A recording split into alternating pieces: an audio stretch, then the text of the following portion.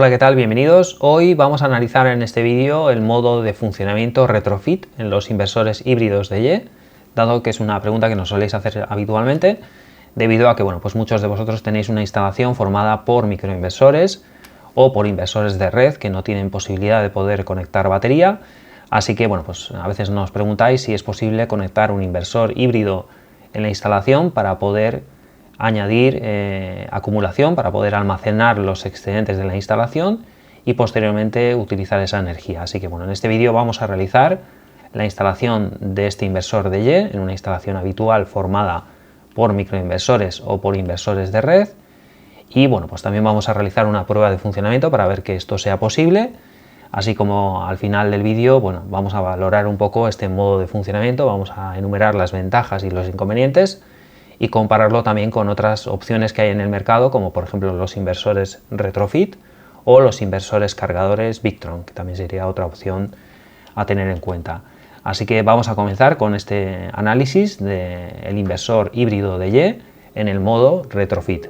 Este vídeo está patrocinado por nuestra tienda especializada en fotovoltaica, desde donde pueden adquirir componentes para su proyecto en energía solar a precios muy competitivos y con servicio postventa incluido.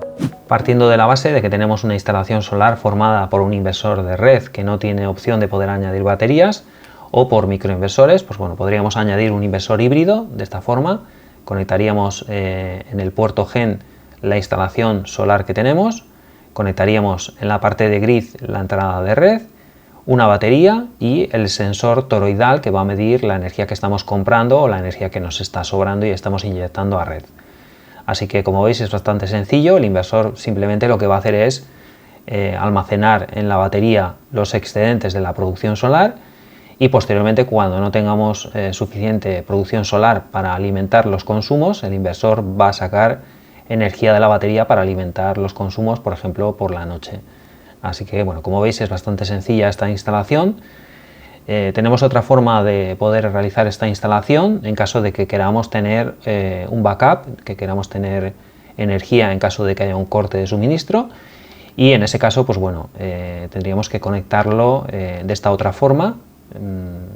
Tendríamos que conectar la entrada de red en grid y luego ya en load tendríamos que conectar todas las cargas que queremos que sigan funcionando en caso de que haya un corte de electricidad. Así que tendríamos estas dos formas de conectarlo.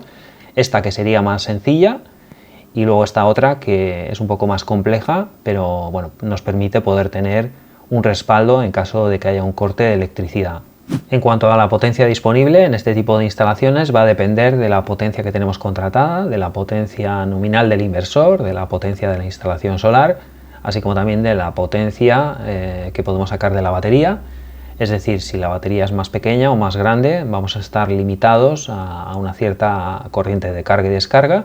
Por lo tanto, en este tipo de inversores de 6 kilovatios, como veis, podríamos llegar a sacar 6 kilovatios, que se sumaría con la potencia que tenemos contratada para, en este caso, tener 10 kilovatios en el mejor de los casos, si tenemos suficiente energía solar o si tenemos energía solar más capacidad en la batería para poder sacar hasta los 6 kilovatios, que como os digo es lo máximo que nos puede dar este modelo. Así que esta sería la potencia que tenemos disponible en este tipo de instalaciones. Si optamos por este otro tipo de instalaciones que hemos visto en la que tenemos una salida de backup, aquí ya no podríamos sumar la potencia contratada con la potencia del inversor, dado que estamos aislando la red eléctrica, la estamos aislando de la salida de load para poder estar cubiertos ante un corte de electricidad. Vamos a comenzar con la prueba de funcionamiento. Podéis ver que ya tenemos el inversor conectado. Tenemos por un lado la batería, positivo y negativo hacia la batería. Tenemos el cable de comunicaciones hacia el BMS de la batería. Estos cables que son los que van hacia el sensor toroidal, la pinza OCT. En el pin número 3 tenemos el blanco y en el pin número 4 el negro. Y luego tenemos que tener en cuenta la posición de la pinza para que mida correctamente la energía importada y exportada hacia la red eléctrica. Aquí podéis ver que hemos conectado en la entrada de grid la red eléctrica. Aquí tenemos fase, neutro, toma de tierra hacia la red eléctrica. Y tenemos también en el puerto GEN, aquí tenemos acoplado un microinversor. En este caso tenemos fase, neutro, toma de tierra hacia el microinversor. Una vez que tenemos todas las conexiones eléctricas, ahora vamos a encender el inversor. Tenemos que pulsar el botón inferior en la posición ON y vamos a subir también el magneto térmico de corriente alterna y podéis ver cómo ya se enciende la pantalla. Ahora lo primero que tenemos que hacer es configurarlo. En este caso lo primero que vamos a configurar es la batería. Vamos a ir a ajustes, battery settings, aquí tenemos que poner modo litio y bueno, pues aquí se recomienda ajustar los parámetros correctamente. En este caso vamos a utilizar una batería de 200 amperios hora y vamos a configurar también la corriente máxima de carga y corriente máxima de descarga. Validamos los ajustes y volvemos a entrar. Aquí podemos configurar si queremos cargar desde la red eléctrica o desde un grupo electrógeno, lo vamos a desmarcar. En la siguiente pantalla, en la tercera pantalla, podemos configurar la descarga máxima, en este caso lo vamos a poner al 20%, y también tenemos que ir a Key Assistant Work Mode, aquí tenemos que poner el modo de funcionamiento, 0 export, vamos a marcar 0 export to CT, esto Solar Cell lo podemos dejar para poder inyectar a red los excedentes. Y bueno, pues aquí validamos estos ajustes, volvemos a System Work Mode, aquí tenemos que marcar Time of Use y aquí tenemos que bajar la capacidad de la batería hasta la descarga mínima que creamos oportuno. Vamos a dejar toda la columna al 20% para que se descarguen todos los tramos horarios y validamos. Ahora ya tendríamos configurado tanto la batería como el apartado System Work Mode. Aquí podéis ver que tenemos toda la configuración de la batería, la descarga máxima al 20%. Y ahora nos iríamos al apartado de Gen Port. Aquí vamos a configurar el inversor para poder acoplar los microinversores en el puerto Gen. Simplemente marcamos esta opción y validamos. Y ahora al salir a la pantalla principal vais a ver cómo pasados unos segundos tiene que aparecer un icono que nos va a indicar que ya se va a acoplar el microinversor, los microinversores que tenemos en el puerto Gen. Ahí podéis ver, se escucha el relé y bueno, podéis ver cómo ya nos aparece el icono del microinversor. Ahora lo que está haciendo el microinversor o los microinversores en este caso que tenemos acoplados es sincronizar con la red. Van a pasar unos minutos hasta que los microinversores que están conectados en el puerto Gen comiencen a producir energía. Ahí podéis ver cómo ha subido la producción del microinversor, dado que ahora ya están empezando a funcionar los microinversores que tenemos acoplados en el puerto Gen. Y bueno, pues podéis ver que la información que nos da esta pantalla principal de la instalación sería, por un lado, la entrada de fotovoltaica, como podéis ver marca 0, debido a que bueno, pues no tenemos utilizada esta entrada que tiene este inversor, no tenemos ninguno de los dos MPPT utilizados, dado que estamos conectando los paneles solares a los microinversores que ya teníamos en la instalación. Y bueno, pues tenemos la información de la batería. En este caso, bueno, podéis ver que el estado de carga es del 38%. Aquí nos indica que está cargando con energía solar de los microinversores, unos 900 vatios que estamos cargando. Tenemos la información de la vivienda, de los consumos. En este caso tenemos unos 207 vatios aproximadamente de consumo ahora mismo en la casa. Y tenemos también la información de la red eléctrica. En este caso nos daría la información de lo que estamos cogiendo de la red eléctrica. Como veis es apenas 0,02, hay un pequeño margen de tolerancia. En este caso 0 vatios ahora podéis ver. Así que bueno, pues en este caso lo que está ocurriendo es que bueno, pues con la producción del microinversor estamos alimentando la casa y aparte estamos cargando la batería con esos excedentes. Como podéis ver estamos cargando la batería con algo más de 1 kilovatio, debido a que tenemos unos 1.394 vatios de producción de los microinversores. Y como os digo, pues bueno, la prioridad sería alimentar las cargas, los consumos de la casa, y si sobra energía lo cargaríamos en la batería. Podéis ver cómo la producción solar ha disminuido, dado que hay bastantes nubes. Podéis ver que bueno, pues ahora mismo tenemos unos 1000 vatios de producción de los microinversores.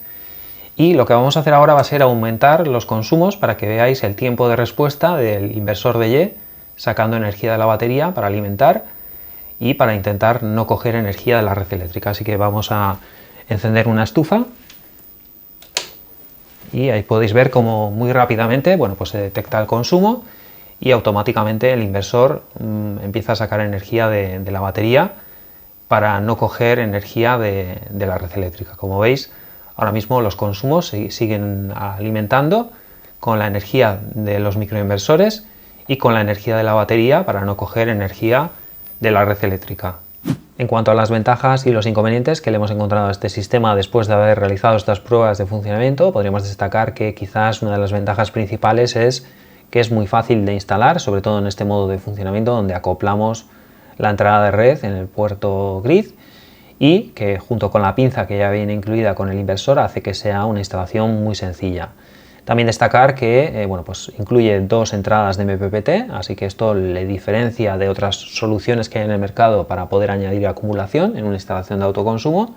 Por lo tanto, tenemos disponibles 2 entradas de MPPT para una ampliación o para realizar uso de ellas, etcétera. Así que sería quizás la ventaja principal respecto a otras soluciones que hay en el mercado.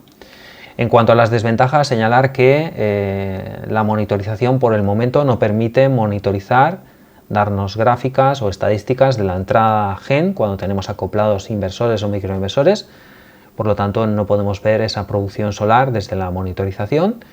Creemos que es algo fácil de solucionar, pero por el momento no se pueden ver, como os digo, esas gráficas y esas estadísticas de la producción solar en la monitorización. Destacar también que pues el vertido cero no es posible cuando acoplamos inversores o microinversores en el puerto gen, dado que no tiene posibilidad de poder modular esa entrada y tampoco tiene comunicación con los inversores o microinversores acoplados. Por lo tanto, sí que podemos hacer vertido cero de las entradas de MPPT modulando esa entrada fotovoltaica, pero el inversor no tiene capacidad de modular esta entrada de puerto gen para poder realizar vertido cero. Y por último también nos hemos dado cuenta de que, que el funcionamiento del inversor es más óptimo, es más fluido cuando utilizamos las entradas fotovoltaicas, los MPPT, que cuando hemos utilizado el inversor sin las entradas fotovoltaicas y solo acoplando el inversor o microinversores en el puerto gen. Así que habría que tener en cuenta que el inversor está diseñado para utilizarlo también con fotovoltaica y que funciona de forma mucho más fluida cuando tiene instalados paneles solares en los puertos MPPT del inversor.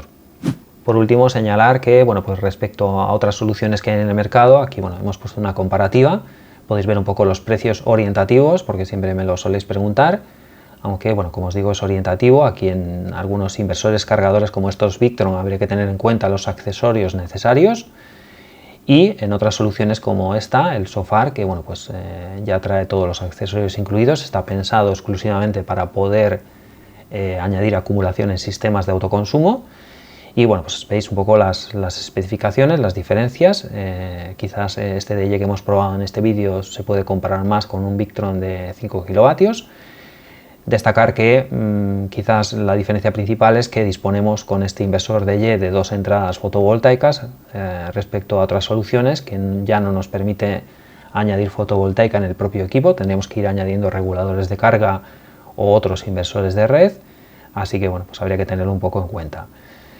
Como conclusión, decir que nos ha gustado el funcionamiento del inversor, pero lógicamente creemos que es más óptima la instalación de este tipo de inversores cuando vamos a hacer uso de las entradas de MPPT para sacarle mayor provecho al equipo y porque hemos visto que funciona bastante mejor. Así que esto sería un poco las impresiones que hemos tenido después de haberlo probado durante unos días y después de haber realizado estas pruebas de funcionamiento. Así que nada, espero que os haya parecido interesante y hasta la próxima.